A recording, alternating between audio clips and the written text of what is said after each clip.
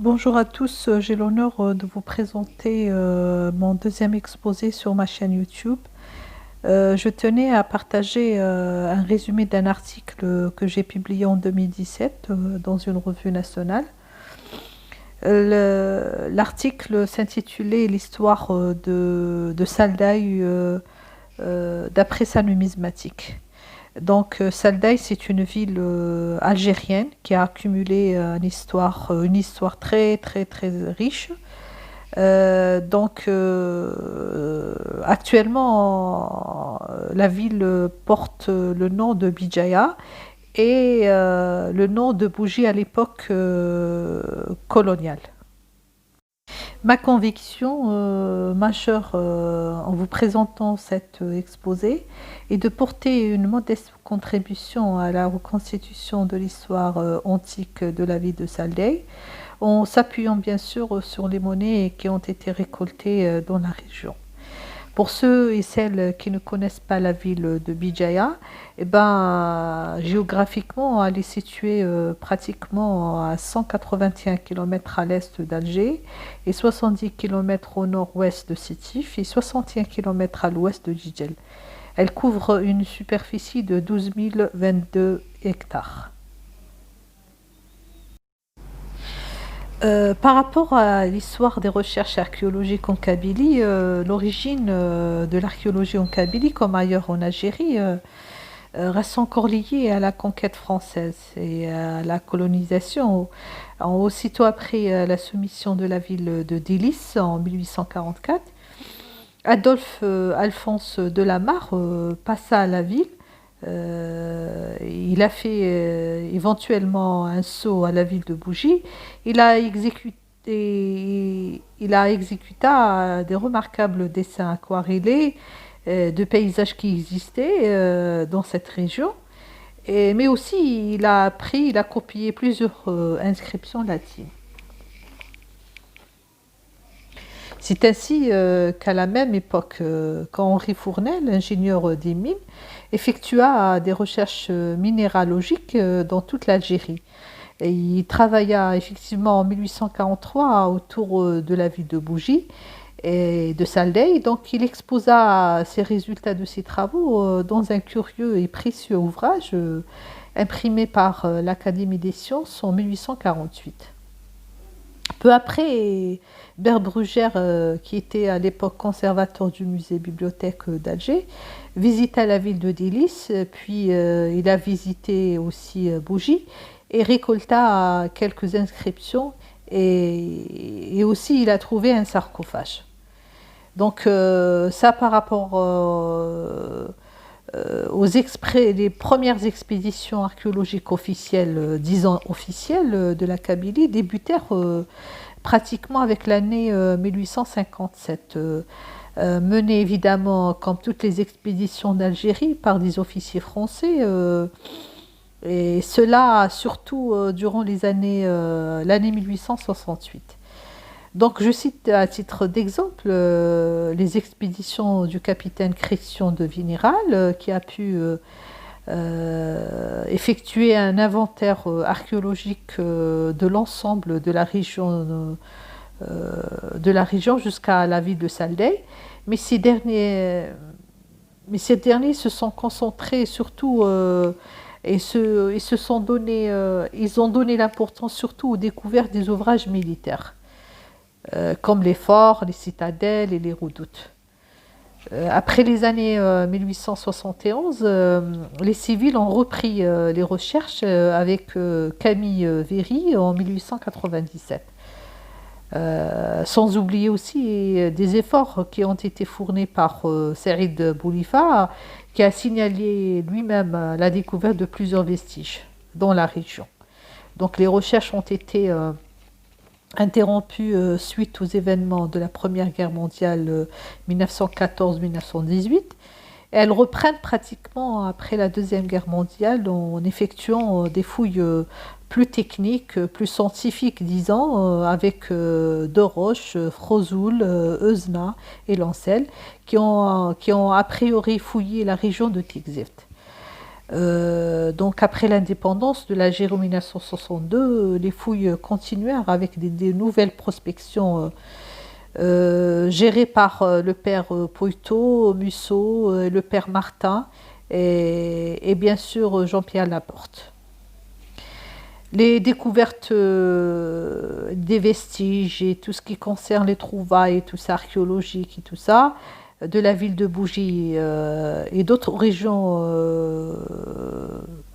de la Numidie ont été publiées dans le recueil de la Société archéologique de Constantine. Revenons un petit peu sur la thématique majeure de cet exposé, qui est l'histoire de la ville de Saldai depuis sa numismatique. Donc, malgré le peu de trésors monétaires qui ont été récoltés jusque-là, les résultats établis sur la circulation monétaire grâce à un lot découverte dans la région en 1927 sont très importantes, car ce numéraire qui contenait environ 3000 pièces signalées et publiées dans la chronique de la revue africaine, et qui datait entre les années 221-210 et 210-202 avant Jésus-Christ.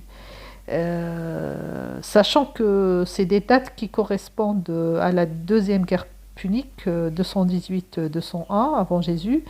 Cette période a marqué une longue rivalité entre Carthage et Rome.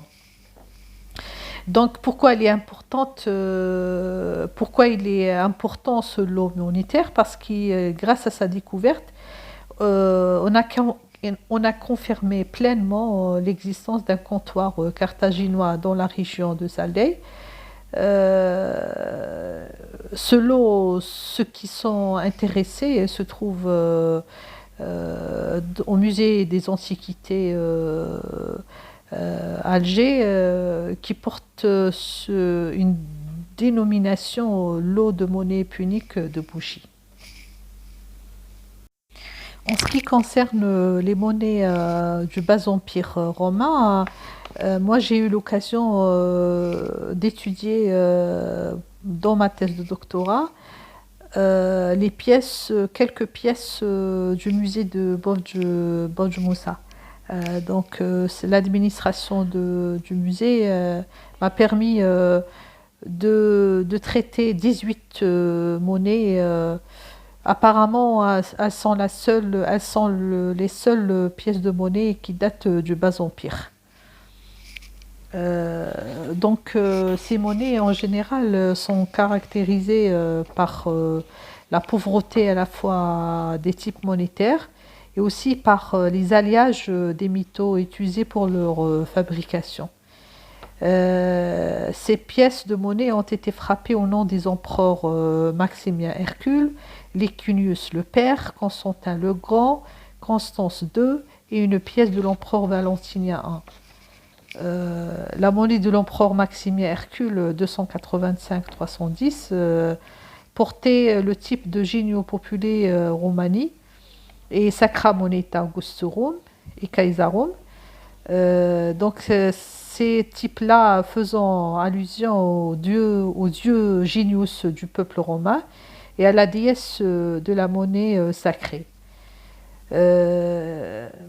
La monnaie de Licinius, le père 308-324, était frappée avec le type de Victoriae Augustorum, qui est dédié à la déesse de la victoire.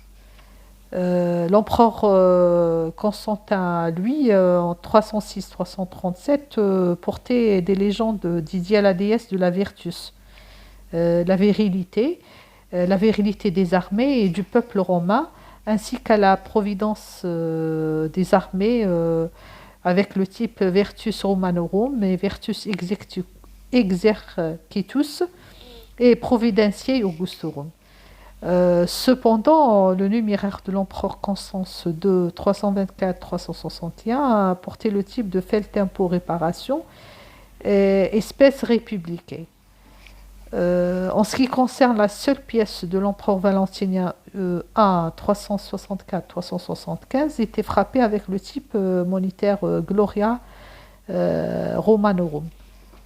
Voilà, pratiquement toutes ces monnaies en question ont été fabriquées et frappées dans des ateliers d'Aquilée, Héraclée et Thessalonique, ainsi que dans l'atelier de Constantinople. Voilà en ce qui concerne le gros de ces monnaies qui ont été frappées du Bas Empire, qui ont été trouvées, euh, que j'ai étudiées personnellement dans ma thèse de doctorat.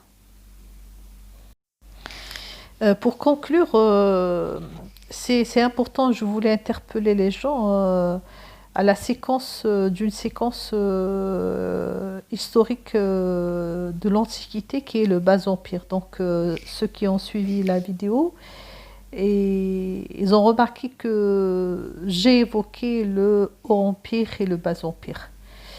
Voilà, donc c'est important d'évoquer l'histoire des provinces romaines durant le Bas Empire parce qu'il a été énormément négligé.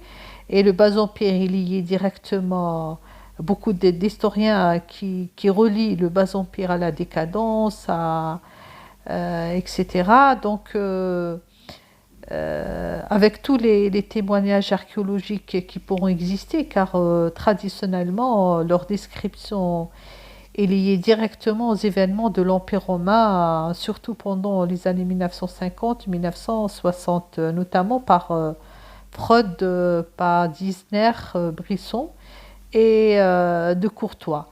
Ce dernier, par exemple, a abordé le donatisme dans sa thèse qui s'intitule Les Vandales et l'Afrique. Et Albertini et Carcopino Courtois ont affirmé que les territoires africains contrôlés par Rome avaient réduit d'un tiers dès le temps de Dioclétien, c'est-à-dire dès le début du Bas Empire. Donc je trouve que cette vision est pessimiste, doit être remise en question radicalement et surtout grâce à des études qui ont été élaborées après par Rebuffa et par Pierre Salama. Donc ces derniers ont montré la stabilité du limes méridional des Sévères à l'invasion vandale. Donc Picard, Duval, Février de leur part ont mené des fouilles archéologiques à Carthage et sous Faïtula, à Maïdara, à Cuicule, à Sétif aussi, dont ils ont montré que ces villes africaines ne connaissent aucune régression au Bas Empire. Au contraire, et ils ont même constaté un puissant renouveau de l'urbanisme à l'époque tardive. Donc les champs de recherche sont ouverts dans l'histoire municipale romano-africaine pour les archéologues et les historiens contemporains, surtout que le problème a été énormément négligé par les historiens de l'époque tardive, alors que de nombreuses études anciennes ou récentes ont été consacrées à l'histoire municipale dans cette région sous le Haut Empire. Donc là, je voulais interpeller les gens et les chercheurs pour s'intéresser à la période du Bas Empire parce elle comporte énormément de nouveautés et des choses grâce à des documents qui existent toujours. Des documents archéologiques, notamment des centaines d'inscriptions du Bas Empire sont éparpillées dans ces territoires, des textes littéraires aussi qui pourront éventuellement incorporer leur soutien historique. Voilà. Je pense que j'ai essayé d'embrasser un petit peu l'histoire de cette ville d'après les pièces de monnaie, les trouvailles des pièces de monnaie dans la région. J'espère que cette vidéo vous a plu et à la prochaine, Inch'Allah.